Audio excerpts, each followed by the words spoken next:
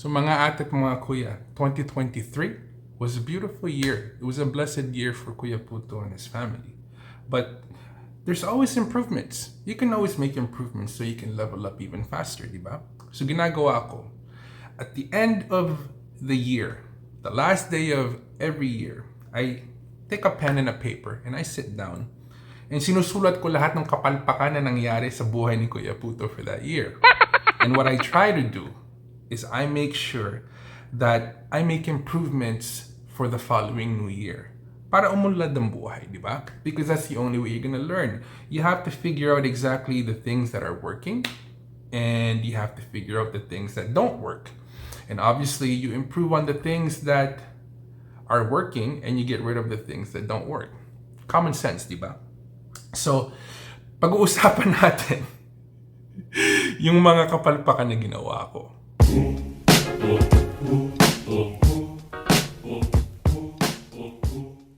So guys, one of the biggest mistakes or one of the biggest faults na meron ako that I did in 2023 is waiting for the perfect timing for basically anything and everything, di ba?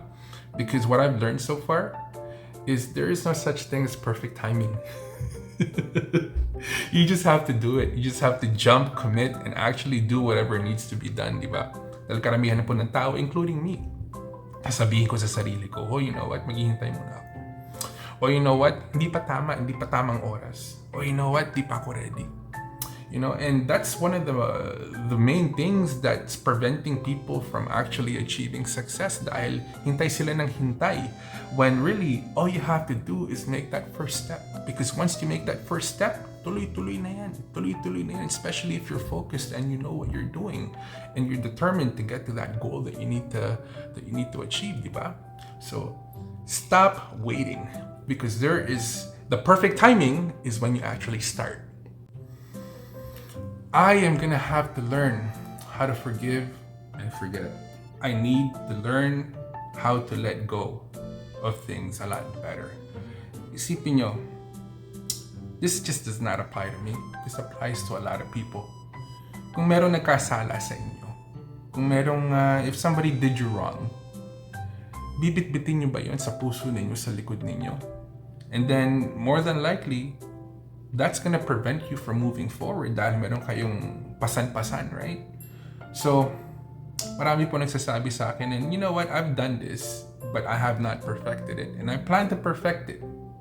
Let it go. Let it go. Just because you forgive them doesn't mean you have to forget what happened, because that's a learning experience, diba? But it's very, very beneficial that you learn how to forgive and you learn how to let go. Because yun po ang mag-free sa inyo ng kaluluwa ninyo so you can move forward dahil, you know what guys, nangyari na sa akin to maraming beses eh. When I'm able to forgive, gumagaan ang pakiramdam ko, and then next thing you know, yung pasan-pasan sa likod ko, wala na. The weight is completely gone. And I can focus better and I can do better work and I can, you know, parang mas malakas ang pakiramdam ko, parang mas malakas ang kaluluwa ko. So, to all of those people out there, mga kabayans natin, if you're holding some kind of resentment for whatever it is that happened in the past towards somebody, I'm not saying that you should forget what happened, because you need to learn from that, but you need to forgive and let go. Dahil pag nalibre na yung kaluluwa ninyo, papakiramdaman ninyo, you'll feel better, and then you'll feel stronger, and then you can move forward and you do bigger and better things dahil nalibre na. So tandaan niyo yun guys, napaka-importante nun. It's one thing that I'm still working on, but I know I'm almost there. And I know if I can perfect this, 2024 will be a much, much, much wonderful year for Kuya Puto. Isa pang napakalaking kapalpakan ko that I want to change for 2024 is I always sweat the small stuff. Karamihan ng beses si Mrs. nagagalit sa akin because I always sweat the small stuff. Ano mo ibig sabihin ng Kuya Puto, you sweat the small stuff? As in, sinasabi niya sa akin, pag wala na akong control, if anything, any problema is out of my hands, huwag mo nang isipin. No, mangyayari ang mangyayari. You can't control it. Like, kunyari, binigyan kayo ng trabaho. Binigyan kayo ng task that you have to accomplish. Tapos, say in my case, I did everything humanly possible to make sure that that task is done properly and efficiently 100%. And then it doesn't work out. Ako po parang I'm an emotional guy. Sometimes I lose control of my emotion. Now, sumasakit yung loob ko. And sasabihin ng misis ko, in the grand scheme of things, yung bang pinoproblema mo ngayon, is it worth it na magkaganyan ka? Kung tutuusin, ikumpara mo yung problema mo ngayon sa problema ng mundo. Baliwala yung iniisip mo. Baliwala yung pinoproblema mo. That's what she means by do not sweat the small stuff. Kung wala kayong control over a situation, and you know that you've done everything and anything to make that, as perfect as it can be, pero hindi ganun naging resulta, it's not your fault. It's just the universe telling you that maybe it's not your time yet. It's the universe telling you that maybe this is not an opportunity for you. Maybe this is not a situation for you to be successful in. Maybe this is a situation for you to learn something about so you can improve yourself. Yun po ibig sabihin ni Mrs. about do not sweat the small stuff because there are bigger problems in the world. Kailangan ayusin ko po yun para sa sarili ko. And I know that for a fact. And I'm pretty sure there's some people out there that can relate to this. And tama po si Mrs. We need to learn not to sweat the small stuff. Para umunlad ang buhay natin, para yung hindi tayo tumanda mabilis. I need to take better care of myself physically, mentally, emotionally, and spiritually. Dahil lalo na yung pagkain, that's my biggest problem. Di na ako bata. And I'm pretty sure a lot of people out there can relate. Tumatanda na tayo. And as we get older, ang katawan natin, it's not as strong, it's not as efficient. As much as we don't want to admit it, totoo po yan. So, in my case, I need to eat better. I need to sleep better. I need to exercise more. Ang katamaran, we need to put that aside. As we get older, as I get older anyways, I notice that my body is declining. Gusto ko pong makita yung mga anak ko tumanda. So sabi po ni Mrs., I need to take better care of myself pagdating sa mga pagkain, pagdating sa mga habits when it comes to life. And you know what? That's exactly what I'm gonna try. It's not gonna be easy, but I'm gonna try my very best because like I said, I have nobody else to blame. We have nobody else to blame but ourselves when it comes to our health, diba? So let's eat better. Let's sleep better. Let's exercise more. Let's treat our bodies like it's an altar. Para hanggang tumanda tayo, malakas tayo. Okay? Dahil marami po ako nakikita.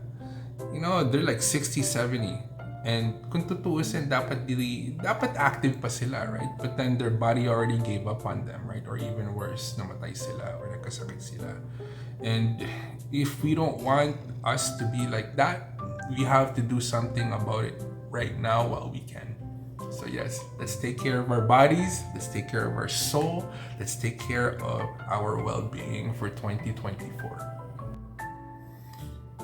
The last resolution that I want to share with you that I want to make and I've been guilty of and I know I can get over and I'm pretty sure a lot of our kabayans out there can get over too is to stop thinking about what other people think about you.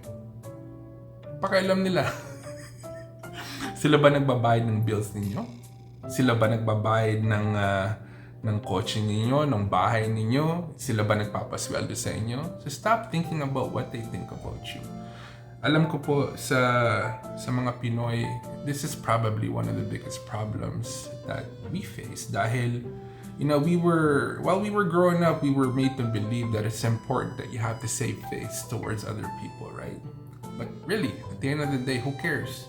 Who cares?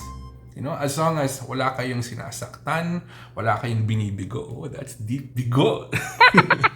You're not hurting anybody and, you're just living life according to God and, wala kayong pinuperwisyo, di ba? And all your efforts, lahat ng efforts ninyo na ginagawa ninyo is to better yourself and to better your family and become better versions of yourselves, di ba? So really, dahil maiintindihan nyo later on, lalo na pag tumanda kayo, all of those people that you thought, had an opinion about you, really was not thinking about you. Yes, nasa ulo nyo po lahat yun. It's all in your imagination, di ba? So, the quicker, and I've been guilty of this. And like I said, it's not a trait, it's not a behavior that I'm proud of, but I know I can get over that. And I will get over this 2024, because all I want is for the family to be good, all I want is for the family to be healthy, and all I want is for everybody that we interact with to be good, and lahat tayo umangat, di ba? So, yeah guys, 2023 was wonderful. 2023 was blessed.